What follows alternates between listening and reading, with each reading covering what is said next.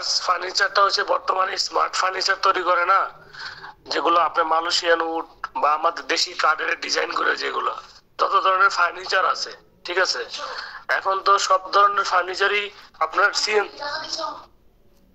CNC মেশিনের design, বুঝছেন?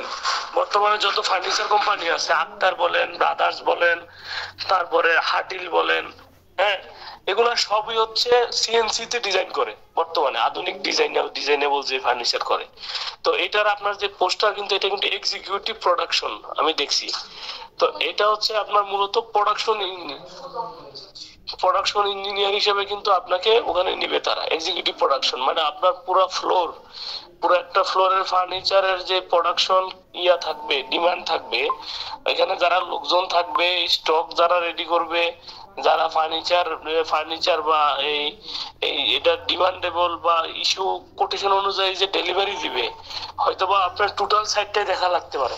ঠিক আছে, মেশিন সমস্যা হলে আপনাকে দেখতে হবে, মেইনটেনেন্স টিম থাকবে। যেহেতু এখন সিএনসি মেশিন গুলো তো আধুনিক ইলেকট্রিক্যাল বেস, ওখানে ধরেন বিভিন্ন মেকানিক্যালের মেশিন থাকতে পারে কাঠের ডিজাইন করার জন্য, ফিনিশিং করার জন্য, বুঝছেন? এই মেশিন গুলা ঠিক মতো চলতেছে কিনা বা যারা চালাচ্ছে তারা ওয়েল ট্রেন আপ কিনা, এদেরকে আপনার নির্দেশনা দিতে হবে।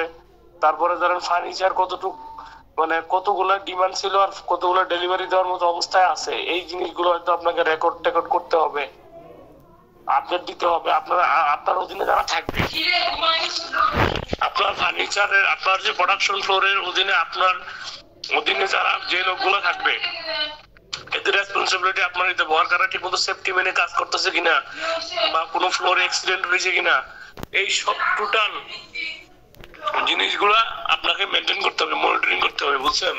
এটা হচ্ছে এক্সিকিউটিভ প্রোডাকশনের কাজ। ও, বুঝতে পারছি। আচ্ছা, ওই যে ব্রাদার্সের যার পরীক্ষা আছে, ব্রাদার্স ফার্নিচার, আপনি কি আছেন মীরা ভাই?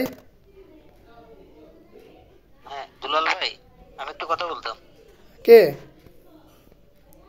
ভাই আমি রায়ান। জি বলেন। ও ভাই, আমি বের হয়ে যাচ্ছি মিটিং হ্যাঁ হ্যাঁ, থেকে আর কি। অবশ্যই আপনি রেডি হন, যেহেতু কালকে ইন্টারভিউ প্রিপারেশন নেন। শুভকামনা আপনার জন্য। আচ্ছা, মীরা ইসলাম ভাই, আমার কথা শুনতে পাচ্ছেন? আচ্ছা, বাকিটা আমি আচ্ছা বাকিটা আমি আচ্ছা, উনি নামাজে গেছে, আমি উনাকে বাকিটা ইনশাল্লাহ শেয়ার করবো আর কি।